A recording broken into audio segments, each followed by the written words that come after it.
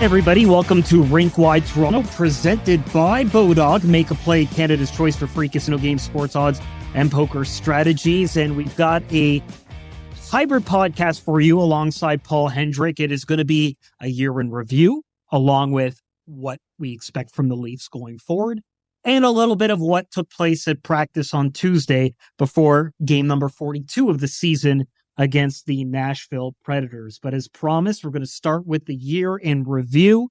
And Henny, through the first month of the season, it was pretty tense. Matt Murray, the newly signed goaltender, one of two for the Maple Leafs, injured his groin before the third game of the season. Of course, this was always the risk with the oft-injured goaltender. The Maple Leafs kind of had to ride things out without him for a while. They finished October 4-4-2. And ended that month on a 4-game losing streak. But Henny, I know you're the eternal optimist. You always kind of had a sense that despite Sheldon Keefe blowing off the handle in that first game against the Montreal Canadiens and the 4-game losing streak and how tense things were, that you were of the belief that things were going to turn around in a hurry, and they did. Yeah, the club's just too good. I mean, plain and simple. And it's not like they haven't had bad starts before.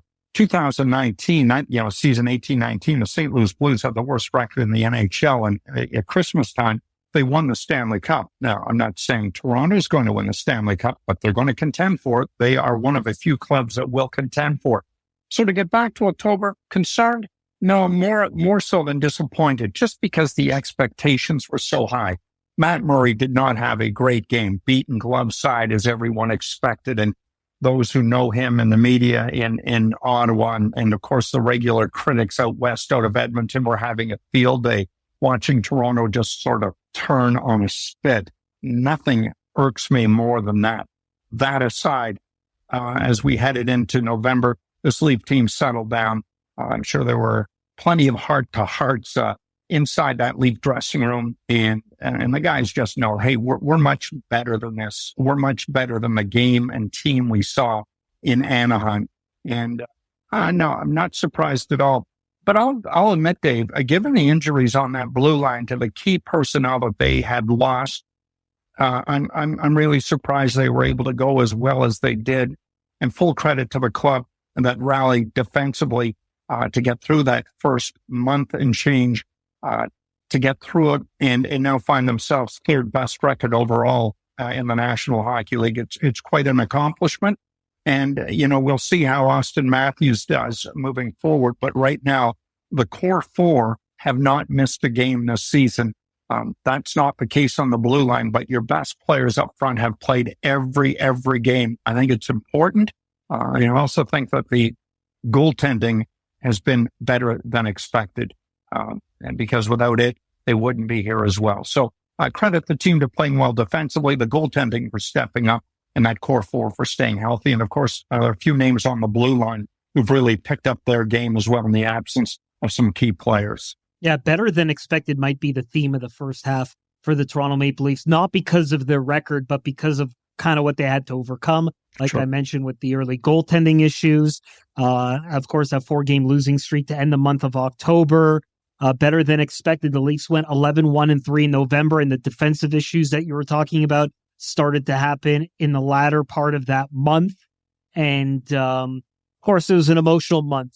We had known for a while, since the summer, that Boreas Salming was dealing with ALS, and he came to Toronto as part of Hockey Hall of Fame festivities, a couple of very emotional nights in mid-November during that weekend. Really tough to witness in person as well, and passing away during the U.S. Thanksgiving long weekend. But this was a united group. They certainly fed off the legacy that was Boreas Salming. They really flipped the script on their season. The goaltending really did turn around in November. But again, it's, Boreas Salming was a great D-man. And if there was any legacy to take away, it's to step up in that defensive role as other guys get hurt. And they certainly did that in the month of November and into December for sure. Yeah. And if we want to center out anybody in particular, I'll tell you what I'll center out. I'll center out the pre-consensus third pairing of Giordano and Hull, who are to enter the season had everybody been healthy as your third pairing. You look at them now, Hull's been a bona fide starter on the right side in the top pairing, and given the game against Nashville, looks like he'll pair up against or alongside Morgan Riley. But with Giordano and Hull, I mean, Hull right now, 79, hits, and that's second only to Sandin on the club, and block shots 70 for a combined total of 149. And Giordano leads the club with 79 block shots. I mean, these guys have stepped up. We talked about it on previous pods, especially at age 39 and Giordano's ice time, which was well up over 20 minutes. And now at the halfway point for Hull, his 21-12, second only to Morgan Riley. Now, Morgan hasn't played as many games, but to put 21-12 TO ice for Justin Hull, that's the same ice time as Mitch Marner on a game-to-game average. So he's held in high stead. And I think those two guys really picked up things when things look really dark, especially on that blue line. They solidified the final bastion back there before anybody had a chance to get to the goaltenders, and full on them in the first half of the season, Giordano and Hull, for what they contributed to this club's success. Yes, no doubt about that. And that defensive issue in terms of bodies carried into December. It didn't really affect them too much. This was where you thought things might start to dip a little bit. And you're not alone in that. When you lose three of your most expensive defensemen and core guys, Jake Muzzin, who's been out since game number 4 of the season with a cervical spine issue and is out indefinitely to be reassessed in late February. Not having TJ Brody, who the Leafs will be without again, which we'll get to in the next segment. And Morgan Riley, of course, and the Leafs were able to kind of overcome that. And into December they go, and they continue to put up the points, finishing 8-3-1, including a victory to end the month and the year against the defending Stanley Cup champion Colorado Avalanche. And at that point, they improved to 23-8-6 overall. And it's really been one of those things where the defensive identity kind of had to ring true, because this team had always had the ability to put up points, but with guys out, there had to be more of a concerted effort to back check, to play with a defensive identity. Guys have talked about that and stepping up, and they certainly had to do that in December, especially the latter half of December when Samsonov and Murray were starting to have a bit of a regression from their incredibly hot November months. Yeah, and I think you've got to expect that of goaltenders from time to time. We've talked about it. The NHL is a pretty good league, and teams are going to get to your goaltenders at time. And I don't think the play in front of those two guys was as good as it had been for the best part of November and early December. And you look at the goaltending, up until mid-December, both Murray and Samsonov were on the top 5 in save percentage and goals against. And I like the way those two have rallied, especially in the back-to-back games last week against the Rangers and Flyers, and Murray as well. Awesome in December, and wins against Tampa and Colorado. So there's a lot of nice things to look about with the goaltending, and think that it's going to be good enough to get the job done. I've got a nephew who's a really big Boston Bruins fan, and he was saying that the Leafs don't have a chance to win a cup because they don't have a Hall of Fame goaltender. So we're at that Tampa Bay game, and there's Murray at one end and Vasilevsky at the other. And I said, what do those two have in common? And, they both won 2 Stanley Cups. Well, who's going to the Hall of Fame? And I said, I don't think Matt Murray's going to the Hall of Fame unless things get really, really good beyond this. But I think Vasilevsky's without a doubt going to the Hall of Fame. And that since the cap era has been instituted in the NHL, 26 years, I think, 18 of the 26 goaltenders who have won Stanley Cups during that time are not expected to go to the Hall of Fame. So what you need in front of you, Dave, is just a great team concept of defense. I think the Leafs and this core group, now into its 7th season together, has finally understood what that's all about. And I think the goaltending they've got is going to be more than good enough. You've just got to hope that they stay healthy. And if that's going to be the case, I think they're going to be in good shape that way.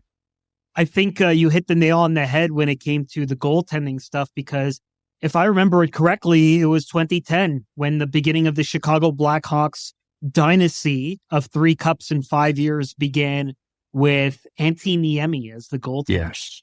And then that was a really tight up against the cap because Kane and Taves were still in their entry-level contracts at that time and were due for hefty raises. And they had to do a complete overhaul of their roster while keeping a select few guys. You remember Chris Versteeg, who we've talked about on the podcast, was one of those guys who ended up in Toronto shortly after that. Yeah, it's going to be tough. I mean, winning 2 Stanley Cups for Matt Murray is pretty big. It's going to be hard to say no to him in that regard, although, I mean, those are just moments in time. Of course, if he gets the job done with the Maple Leafs, that probably gets him automatic entry, just because I got to feel like the ballots would be stuffed for any member of a team that helps the Leafs win a Stanley Cup and eliminates that just because of the monumental feat, the curse, all that stuff that would kind of go with it. But sticking with the goaltenders for a sec. So we knew this was going to be a tandem, Henny. And I looked this up. I didn't look at their stats exactly, but I looked it up in your last reply. And don't cheat on me here. How many games do you think Matt Murray and Ilya Samsonov have played each in 41 games? Wow. And I'm a stat looker, and I'm just going to blatantly guess they must have played half the 41 games, right? Maybe just half? What do you mean, both of them? They combined. Combined, they've played about 3/4, I would say. A little over 3/4. All right. So there you go. But how many games each is what I want to know. Oh, so who's got more? Murray was hurt initially, and then Samsonov took it. I'm going to go with Samsonov with the lion's share, or at least an edge over Murray. Would I be correct in that? A bit of a trick question, because either guy you picked would be wrong. They both have 16 games played. So that's quite incredible. 1A, 1B, right? And a great choice for Sheldon Keefe, where, I mean, you look back to last year and you've got, are we going to Peter Mrazek, who's not been really good, or are we not? The hope was, okay, we're playing back-to-back, so many back-to-backs. He's going to get one of those latter half games, and we're just going to see, how the dice rolls from there. I don't think it's a gamble with either of these two guys, and it's going to be interesting to see where this club and where their health is, especially as a goaltending tandem come mid-April. Because I think in the playoffs, you're not going one goalie, then the other goalie. You're going to roll with the goaltender who's hot. That's just what you do. But, we'll have to see till then. Right now, I think Matt Murray's the starting goaltender. But every now and then, Samsonov comes back and proves otherwise. I just want to see games where he's not on his stomach flat trying to make saves. It just rips me from within historically to see goaltenders doing that, especially when wearing a Toronto Maple Leaf uniform. Yeah. No, I mean, Curtis Sanford, as much as I watch him dealing with goalies, because, of course, at a very lower level, I did play goal. I watch how he deals with the goaltenders and the work that they kind of put in. And there's definitely a lot of side-to-side lateral, being quick on your feet type of movement that both guys are kind of being asked to work on. And it's certainly an interesting case here where particularly Samsonov has been very open about how much that has kind of helped, not only from a positional standpoint, but even mentally kind of get things back on track. And you mentioned Samsonov. I mean, he was in a situation where he was kind of alternating in and out of games for the Capitals in that first round series with the Panthers, I believe it was. He got most of the games, but he didn't play in all of them. And they did do a little bit of switching between him and Vitek Vanacek, who, like Washington, like Toronto, they both moved on from both goaltenders. So that's certainly something that they could possibly do, but probably is not ideal. You're probably right that they want to go with who's hot there. But even if Samsonov starts, I think they're kind of feeling that itch that if Samsonov does start to dip a little, pull the Stanley Cup champion button, right? Like you can do it. And then, in that situation, there's just a heightened focus, heightened awareness that comes playing in those big games that really measure the mark of a person and if they're actually capable and can do it quite like the playoffs versus the regular season. So That'll be interesting to see. You mentioned better than expected. We're keeping to that theme. And you also mentioned that the core four has played in all 41 games this season. And that almost wasn't the case. If you recall, during the preseason in October, John Tavares suffered an oblique injury and missed a lot of the back half of training camp. And on the initial diagnosis, he was supposed to miss the first few games of the regular season, but he was able to kind of work his way back before. It stopped the Maple Leafs from being in a situation where for the opening night of the year, they would have had to play with 19 skaters or 19 total bodies, 2 goalies and 17 skaters. But it's certainly like a big case for the longevity that all 4 of these guys have been in the lineup, because anytime any of them are missing, it could be a real problem for them. Yeah, it is. And I think Sheldon's going to manage those minutes, depending, you look at the back-to-back games against the Red Wings and Flyers on the weekend. And the game Sunday in Philadelphia, where the Leafs obviously have the game in hand. And what does Sheldon do? Well, he makes sure that John Tavares only plays 13 minutes and 30 seconds for his second lowest ice time of the season. Yeah. And Mitch Marner only played 15-20. You manage their minutes as expected. There was no need to overplay those guys. And you give your third and fourth lines a little more ice time and give the guys a bit of a break. It's interesting, though. I guess, what John's got to be, 31 years of age. And, I was looking at his numbers through 41 games a year ago. He had 17 goals. He's got 19 this time around. And he had 29 assists. He's only got 21 this time around. He's still pretty much consistent. You know what you're going to get from this guy. He's as important on the ice as he is off the ice, maybe even more important off the ice with that group. And I have no problem with Sheldon managing those minutes. And every now and then he'll sort of fade. He'll fade out of the the limelight, so to speak, on the ice, but then comes back when you really need him. And he's so important to this club. And you can't look at his salary as $11 million. And you can't blame him for that. I mean, the Leafs paid what they had to pay because others would have paid. And you look at what Mitch and Auston, are making and realize that, okay, if you're going to bring a captain in, he's got to be equal, if not better, than what those 2 younger guys are. And I've got no problem with what JT is making. And again, he's pretty much a point per game player. He's consistent, not as quick as he used to be, but still very important to the overall success of where this club hopes to head in the second half of the season, especially heading into mid-April. Yeah, the big difference between last year and this year's John Tavares, most of this season has seen him go back to where he kind of started his career in Toronto, which is playing with Mitch Marner, but evolved Mitch Marner.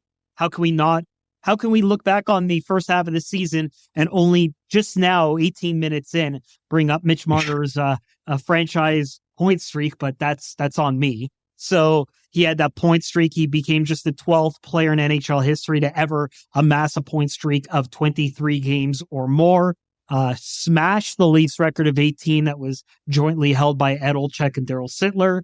And rejuvenated Mitch Marner, who's played defense, who's played that 5th position on the power play at forward, but in a defensive role. We've really seen a real 200-foot dynamic player come out of this season in Mitch Marner. And I think John Tavares has certainly reaped the benefits. And even though the points are similar, as you mentioned, Henny, there's definitely more even strength points for John Tavares this season. So that's been a big thing there. But we'll take a look at some of the other things that could happen with the core four and look to the future as we look to the second half of the season, Henny.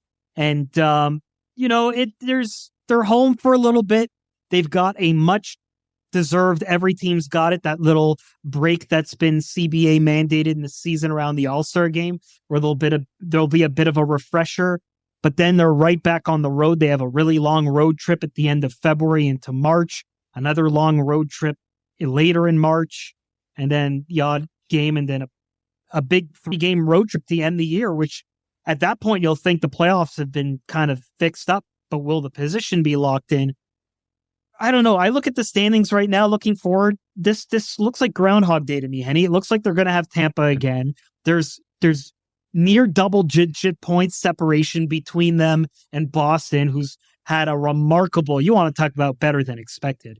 I don't know how the Bruins, every year, everyone is forecasting the Bruins to have a drop-off, and they may actually post the best record in NHL history at the pace that they're going, much to the behest of what Toronto's trying to pull off, of course. And then you've got Tampa, who's right there in third, and it just looks like because of the system, we've got a Toronto-Tampa series kind of looming. I don't see anything changing there. Do you? No, I don't. And I'm looking forward to it. And I think this is a Toronto team that is ready to matriculate to the next level and take down Tampa. I mean, they should have done it in 6 games last year. They did. They had a game 7 and, a fourth line guy and Nick Paul, God bless him, who earned himself a tremendous, one already. Listen, family friend, we've talked about it on this podcast. Yep. But a player like that was the difference in a game 7, and the Leafs weren't able to get, they did get a second goal. It wasn't allowed, but we're not going to go there. But the fact of the matter is, I think they're ready to take on Tampa. In fact, I'd like to see them take on Boston as well. It's time to slay these dragons, these ghosts that have really tormented Leafs Nation for such a long time. And I think this Toronto team is ready. God forbid if they're not able to win that series. But we'll see when mid-April comes around just how healthy they are. But if all holds true and they are healthy, there's going to be a lot of pressure on them. There should be, because they're capable of beating Tampa. And the question is, to Tampa and hockey fans down there, how do you feel about taking on the Toronto Maple Leafs come this spring? I don't know if they're that eager, because you're seeing a lot of inconsistencies with this Tampa hockey team right now.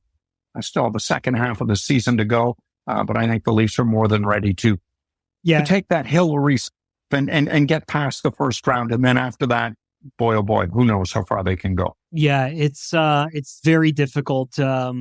I'll never forget the thing that stood out to me in terms of how close that series was. When you watch the broadcast again, of course, I'm at the arena, but I always watch in the playoffs. I watch the game back every day just to see what I may have missed.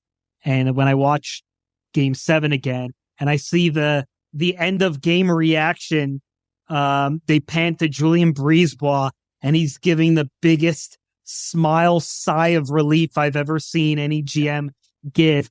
I think they kind of realized that they kind of escaped with one, despite the fact of the old narratives. Oh, it's Toronto. It's Toronto. As you know, I'm a big Detroit Lions fan, and even though they didn't make the playoffs, they're kind of in that same boat where they're slaying that same old Lions storyline after eliminating the Green Bay Packers in the final game of the regular season and still putting on a good showing, despite the fact that they knew going onto the field that they had been eliminated. So I can see the duality of that, but for the Leafs, look, not to beat a dead horse, but I think it also speaks to how much of an opportunity missed 2021 was, because every year before and every year after, there was always going to be Boston, there was always going to be Tampa, and that year in 2021, there wasn't either of those to deal with, and it still didn't go their way. It was a weird year, but yeah, that looked like it was going to be hard to overcome, but they did. They still have to get the deed done. And I don't know if any other narrative will matter until April, because that's really what everyone's kind of waiting now, aren't they, Henny? I think so. And I think the club's working on a game-to-game basis, Dave. No doubt they're a much better club defensively. Without a doubt, that focus is 200 feet of ice, playing that gritty, win battles along the boards kind of game, and just getting themselves ready for March and April, especially April. So would it be nice to finish first and possibly win the President's Trophy? Sure, it would. Home ice advantage with the entire postseason would be great. I don't think it matters much to this Maple Leaf team. Their deal is to play as best they can. Looks like that's going to be second place in the Atlantic and get themselves ready for the playoffs. Don't worry about Boston. They're, as you said, I can't believe how great they've been. They've been beyond great, and full credit to them. I think, that greatest off-season signing is David Krejci coming back and solidifying that top six down the middle. But beyond that, the Leafs just have to stay within themselves, continue playing hockey, getting better. There's going to be some setbacks every now and then along the way, and staying as healthy as they can to get themselves ready for what will be a hell of a first-round series against Tampa. And hopefully with home ice advantage heading into that one. And then, of course, getting ready for, I guess, or maybe Boston the next round. All right. So on that note, we'll continue the theme of health, because it looks like it's going to be a story going in to begin the second half of the season. And we'll get some other changes the Toronto Maple Leafs may make as they get ready to take on the Nashville Predators for the first of 3 games in 4 nights. You're listening to Rink-Wide Toronto, presented by Bodog, Canada's home for casino games and sports odds, where everyone goes to play. Rink-Wide Toronto, pre-game, post-game, every game. Do you want to get your business in front of a large, loyal, and engaged audience? Email info@gogoatsports.com to develop an exclusive and custom campaign for your business.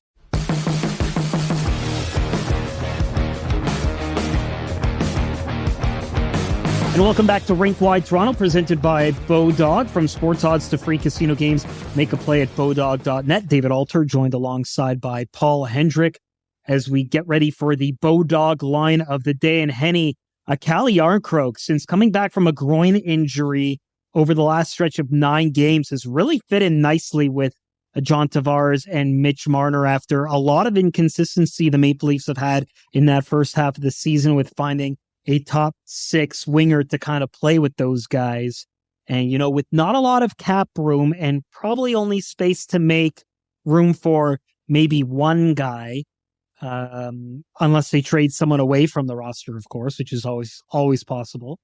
Is Calle Jarnkrok the solution to the Leafs' top 6 woes and making it so that they don't need an upgrade in that second line left winger spot? Short term, he is the answer, Dave. And, his numbers, 11 points in the last 9 games, certainly speak loudly to how successful he has been and how he's complemented those other 2 guys. But I think in the big picture, they've got to go out and get someone of higher quality. And that's not to offend Calle Jarnkrok, because as we've talked about, he is the Swiss Army knife. He can play anywhere and complement any of those lines. But I think in the postseason, his success is going to come in the bottom 6, ideally third line. So I think they do have to go out and get someone. I love the contract. 4 years? What is he? $2.5 million a year. I mean, that's just outstanding. Plug him in anywhere you want. They knew what they were getting. And you don't even look at what he did in Calgary last year in the postseason. Don't even worry about that.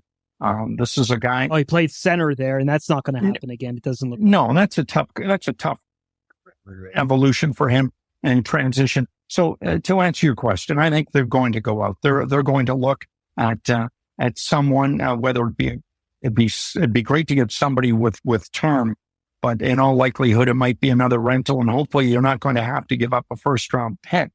That said, the Leafs' first round pick this year is going to be somewhere in the latter stages of the Friday night at the draft. And it might be one that you could be willing to give up on, although I'd hate to see them do it. Maybe they won't have to do it. Long answer to a good question. I think Calle Jarnkrok's ideally suited in the postseason on your third line. And right now he is fine where he's at, but eventually I think he's got to get moved. And I think sooner the better that whoever they bring in can acclimate rather than have to do so after March 3rd. Yeah, Calle Jarnkrok has certainly fit in very well in those last 9 games. And it was interesting. Sheldon Keefe kind of talked about how it's not even the fact that the injury kind of helped him refresh things on the ice, but even off the ice, just to get settled down and get his life kind of in order. He got married over the summer, didn't come over until just before training camp began, has a family, everything like that, and kind of had to deal with the transition of a new team. And this is a guy who has not had to deal with a lot of change until a couple of years ago. He had like a 6-year deal at similar money to the 4-year deal that he's got right now with Nashville.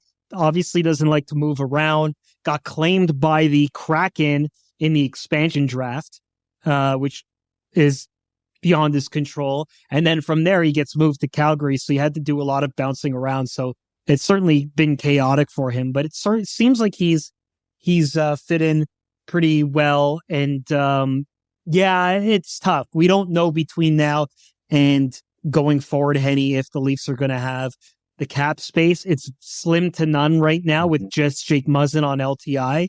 And then they have to wait and see if someone else goes on LTI. And if someone doesn't between now and March 3rd at the NHL trade deadline, well, then what do you do at that point? Because you don't have a lot of room. You're going to need other teams to help broker these deals. And that's where things can kind of get dicey. And maybe you part with a roster player, and I don't know who that is, because the whole point for the Leafs is to add to depth, not take away guys. The last thing they want to do is trade someone away. Then an injury happens after the trade deadline, and then they wish, oh, well, we wish we still had that player to plug in. So that's going to be a real challenge. But going into the game against Calle Jarnkrok's former team, the Nashville Predators, they could be without Auston Matthews. He had a maintenance day, did not take part in the Leafs practice today, being Tuesday. And Sheldon Keefe said it is a maintenance day. However, they'll have to, quote, see how he is tomorrow, end quote. And so they practiced with William Nylander taking his spot at center and Pierre Engvall moving up to the first line on the wing alongside Michael Bunting. And Bobby McMahon, who was called up, took Engvall's spot on the third line. But let's start with Auston Matthews here. You mentioned it. All four guys have been healthy and been fine. You know, Auston Matthews has looked at times like he's been playing through stuff. And Sheldon even indicated that they have guys playing through stuff when we spoke to him before the game against the Philadelphia Flyers. And I can recall Auston Matthews getting cross-checked really hard by Jamie Benn very early in the season, grabbing the small of his back, and then playing in that next game after a maintenance day and still showing signs of that injury by grabbing it. And I wonder, you know, even if he is okay, if this is the game where you just rest him and give him a bit of a break here, because you kind of have the depth to kind of work on some things. And the worst thing you want from Auston Matthews is to kind of play him while not fully 100%. Yeah, and if you're going to sit him out a game, maybe you sit him out Wednesday night against Nashville, because Boston is right around the corner, and you'd kind of like to have him in for that game. And his numbers are down. I mean, his goal numbers are down. I hope my stats are right, but through 41 games played that he played last year, I count 39 goals, and he eventually got to 60. He's only got 20 this time around. He's got 2 more assists at 27 compared to 25 through 41 games a year ago. I think Austin's just been a better player defensively. We saw good indication of that a year ago, and he's just taken it up an extra notch this time around and becoming a 200-foot center. So if he's nicked up, banged up, maybe it's a load management situation for Sheldon Keefe, and to make sure that these guys are as close to 100% as possible. Now, if this is a playoff game tomorrow night, I think there's no doubt he plays. But if there's an opportunity to rest him to get a few things better, I think they do it, and we get a chance to see a player, you know, Bobby McMahon. I'm not going to compare him to Auston Matthews, but it's credence to the depth that the organization's been able to develop, and get a chance to see a banger come into the lineup and maybe throw some weight around. And that's the kind of guy Bobby McMahon is. He's got some great hands as well. But he's a physical, Rich Clune kind of clone guy in terms of in the gym and all that goes with it. So physically fit. But if Austin needs a game off in a few days prior to Boston, so be it. Yeah. And so Bobby McMahon, 3 goals and 3 assists with the Marlies in his last 3 games, named the AHL Player of the Week. So a nice little reward for him, the 26-year-old undrafted free agent by the Maple Leafs. Looked pretty good during the development camps and the rookie tournament that they had. But I think he's another example of guys that can develop later, that this league is very different now, where you don't necessarily have to be drafted or come out early out of college to make it. We've seen some other guys get that opportunity in the past. Christian Rubinsch last year was a great example of that. He got a cup of coffee with the Toronto Maple Leafs last season, and he was playing with the Growlers before that. So that can certainly happen. They have the development staff where they've been giving a rotating cast of characters different opportunities. SDA, Semyon Dragachintsev got a game this season with the Dallas Stars, or with the Toronto Maple Leafs against the Dallas Stars, I should say. So there's certainly a lot of rotation there, and the Alberta native may have some family flying in if Auston Matthews is not ready to go. But another change we'll see, as we teased, William Nylander moving to center, which has not really happened as far as the full assignment in his NHL career. We've seen it with the Marlies plenty of times. He does take face-offs every now and then and does things that a center does. But, Henny, this is, I think, the full circle moment that the Leafs were actually going to try if John Tavares is not ready for the beginning of the regular season. Because if you'll recall, during training camp, they practiced a couple times in Gravenhurst with William Nylander as the center on the third line with Dennis Malgin and Nick Robertson. And then they actually did play Nylander at center for the final preseason game against the Detroit Red Wings with Malgin. And it was Adam Gaudette, who has yet to get a sniff at the NHL level. And he was one of the known guys that the Leafs signed to a 1-year, one-way deal in the summer. But I think this is all William Nylander just showing he's a more all-round player, which is why he would get this kind of opportunity. And the fact that he hasn't seen any sort of dip in his play, or if there has been a dip, it's been short-lived, is a real feather in the cap to him that they trust him as a first-line center for a game where you don't have someone like Auston Matthews, and you could have plugged in an Alex Kerfoot or plugged in somebody else to try and fit that spot in. But I think that speaks to how far William Nylander has come, especially in such a short period of time. Yeah, Pierre Engvall is another guy who played center in the Calder Cup run in 2018, but that was at the AHL level, not the NHL level. Right. You know what? I think if Willie has his druthers, Dave, he'd rather not play center. I think the comfort level for him is on the wing, and I don't blame him in that regard. However, if Austin's not here, you've got to dance with who you brung, and that would include him. He's a great playmaker. I've talked about it often on this podcast about his ability to work in traffic, his vision for the ice. He's one of the team's better passers. It'd be nice to see him there, and they might need him from time to time to go in and fill in. But I think Willie, for his long-term success, it's on the wing. It's not in the middle. But again, he's a world-class player, and so be it. You'd rather have him up there other than, who you mentioned, Alex Kerfoot, or who I mentioned, Pierre Engvall, has had some experience in the middle. And there are others on the team, obviously, who can play there. But you want what Willie can bring offensively, especially there in terms of keeping that momentum going with that group up front. And so be it. I look forward to seeing it. He's a talented player. He's a player that has evolved in his 7+ seasons with the Maple Leafs, at the National Hockey League level. And it's a move he's ready to do if need be, and he may have to do it. Yeah, and I think he may not see it this way, but I think it's a reward also for leading the team in goals, continuing to produce. It's going to be a tight fit for him to try and get to the NHL All-Star game. We haven't really talked about that too much. Mitch Marner, of course, is going, has had a great season, well-deserved of that. I'm sure a lot of it has to do with the point streak as well for his consistency. Yeah. But because of that, it's tough because the NHL has that rule where there's got to be equal representation. And with the 32nd club, that's 32 out of 44 spots that are spoken for. So multiple players on multiple teams leaves Auston Matthews. I can't see a situation where Auston Matthews doesn't get voted in despite the down year. Yeah. So William Nylander's kind of on the outside looking in there.